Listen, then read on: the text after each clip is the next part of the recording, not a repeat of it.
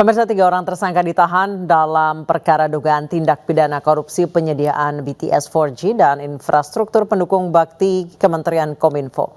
Korupsi yang dilakukan dinilai merugikan negara sebesar 1 triliun rupiah.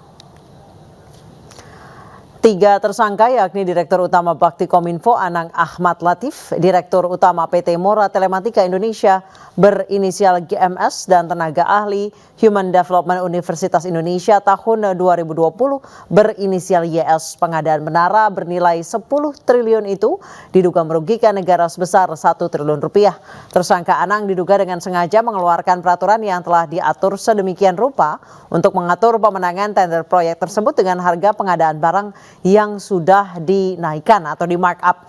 Selanjutnya tersangka GMS memberikan masukan dan saran kepada tersangka Anang ke dalam peraturan Direktur Utama untuk menguntungkan vendor, konsorsium, serta perusahaannya dalam proyek tersebut. Sementara itu tersangka YS melawan hukum telah memanfaatkan lembaga Human Development Universitas Indonesia untuk membuat kajian teknis yang mengakomodir kepentingan tersangka Anang. Akibat perbuatannya ketiga dijeratnya dengan pasal berlapis KUHP dengan ancaman hukuman di atas 10 tahun penjara.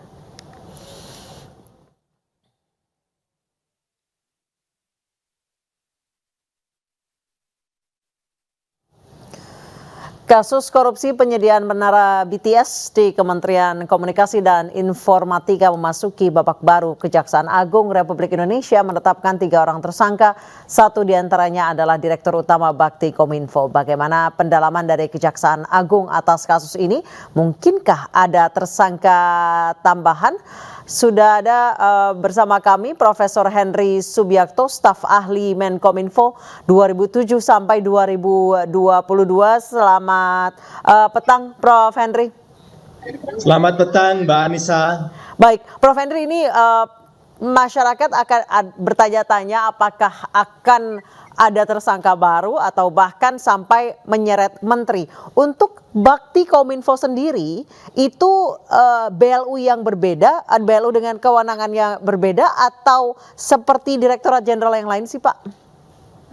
Jadi begini, Bakti atau Badan Aksesibilitas Telematika Indonesia ini memang merupakan badan yang ada di Kominfo yang tugasnya adalah menyediakan infrastruktur telekomunikasi ataupun juga teknologi digital begitu ya, internet di wilayah-wilayah terpencil, terluar dan tertinggal. Jadi di wilayah-wilayah yang tidak tersentuh oleh operator seluler karena di luar ekonomi yang memberikan keuntungan kepada operator-operator seluler swasta.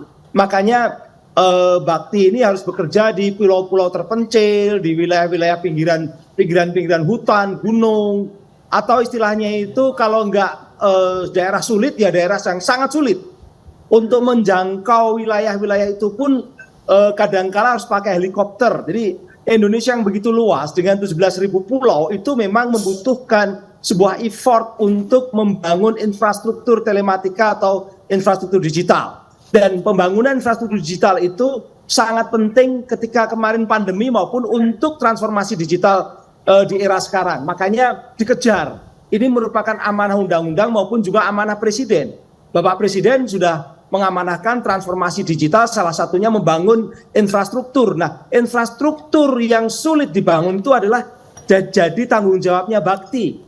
Itu yang sekarang dikerjakan di wilayah-wilayah pulau-pulau terpencil, di wilayah-wilayah daerah-daerah yang terisolir atau juga daerah terluar gitu Indonesia. Baik, Pak Prof. Henry, untuk pengadaan BTS di daerah-daerah pedalaman, khususnya yang tidak tersentuh oleh provider, itu untuk anggaran dana, kemudian tanda tangan dan lain sebagainya, itu butuh persetujuan menteri atau mereka jalan sendiri sih, Pak? Singkat saja boleh.